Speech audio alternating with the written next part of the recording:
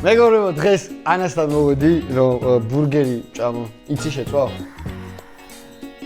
ეს რატო დაიწყო?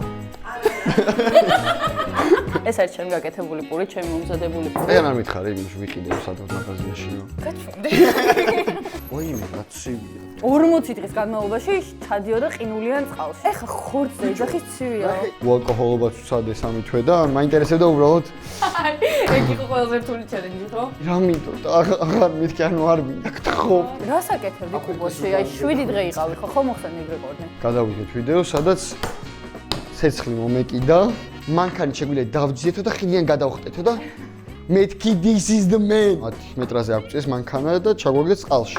ჩემთვის red flag-ია ის ბევრ ვიდეოებს რო დებენ და რაღაცა hard challenge-ები და ეს არა. მიდი, ერთხელ ცხოვრობთ გარისკენ, მიდი, მენდე.